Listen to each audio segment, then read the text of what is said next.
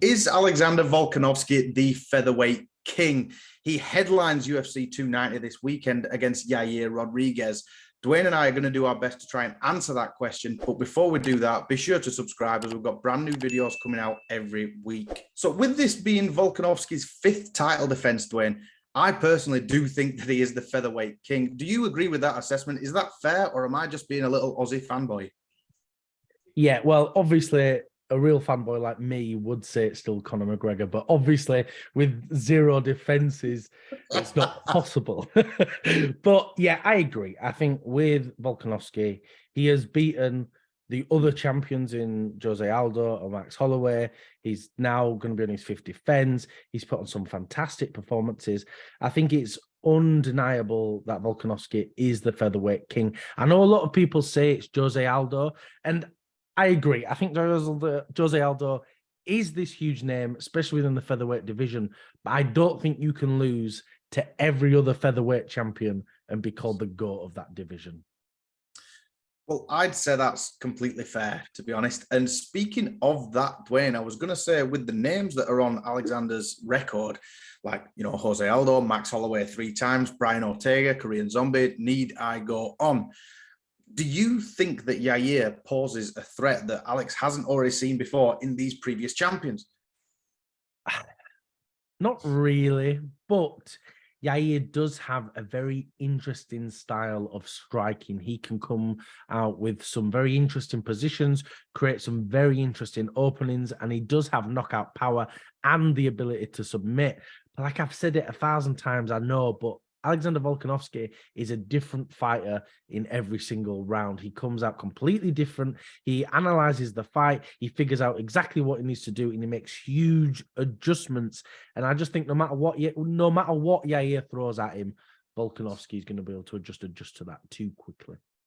Well, I think you're right in that, because Volkanovski seems like is constantly reading. He's reading the opponent, reading their strikes, that kind of thing. And like you say, it comes out into the second, third, fourth, fifth round, completely different fighter. It's like he's had a different camp for every round. It's a strange thing, but it's a fantastic thing for him, obviously.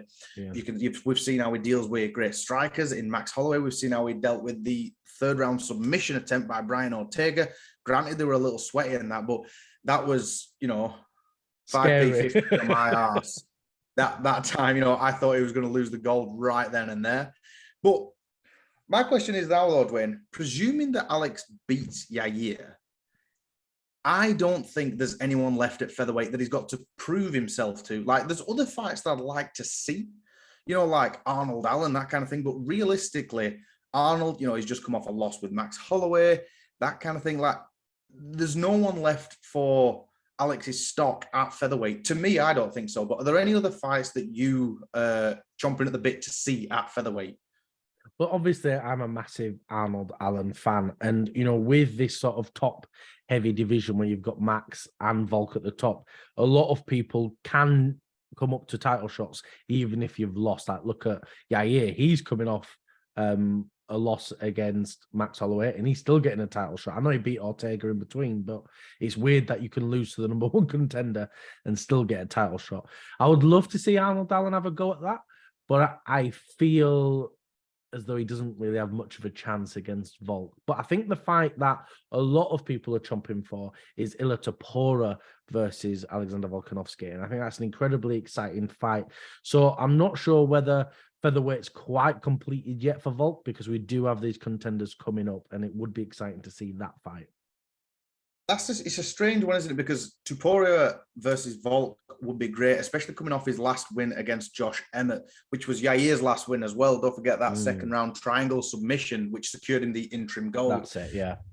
But in the sense there's always going to be someone pushing that top 10 or top 5, that kind of thing, no matter what stage you're at. And you think, for me personally, I just don't see anyone causing a big threat. But that is at featherweight.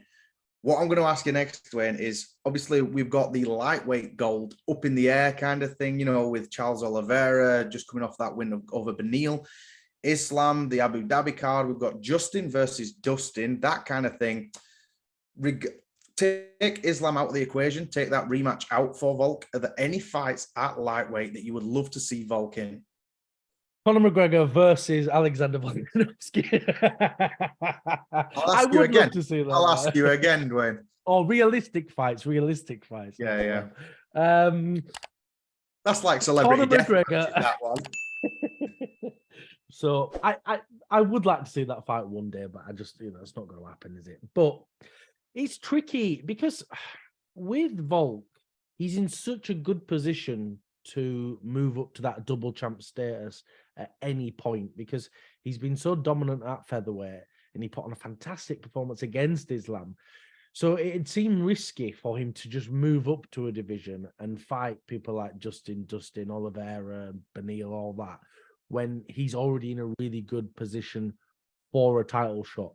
But the big problem is Volk wants to stay active. I mean, that's not a problem, but he wants to stay active, and I don't think featherweight can keep him active. So it seems like moving up to a division is inevitable, which is a real shame for Max Holloway, obviously.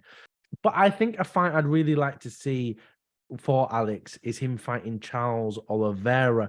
And that can kind of subdue my kind of problems with him moving up anyway, because if Charles Oliveira can beat Islam Makhachev in this rematch, we could see Oliveira versus Volk for that lightweight strap, which I would love to see. That's a bit of a dream fight in itself, isn't it? Charles Oliveira versus Alexander Volkanovski. Because Charles, a lot of people seem to think that he's just got submissions. No, he's got striking as well. That head kick against Beneil was money. It was always there. And imagine Volk, I think Charles would only have to go knee height and he's got a head kick. that's him done. For me, I believe that, this is just me matchmaking in my mind. I'd love to see Volk versus Dustin Poirier.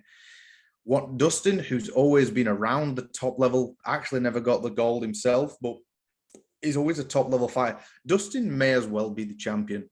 It's like he's the permanent interim championship holder. Do you know what I think? And especially if he wins this BMF belt, that could be a fun little gimmick. Either Dustin or Justin versus Volk. That could be a fun little, and then Volk's technically two champions, but we all know about the BMF, that kind of thing, though, don't we? Well, it's quite fun, the BMF belt, in some ways, in that the idea that they get pay-per-view points as well if you win that belt, which I think is really exciting. That's why Masvidal was getting pay-per-view points, because he was the BMF champion, even though he didn't defend it once. But never mind about that.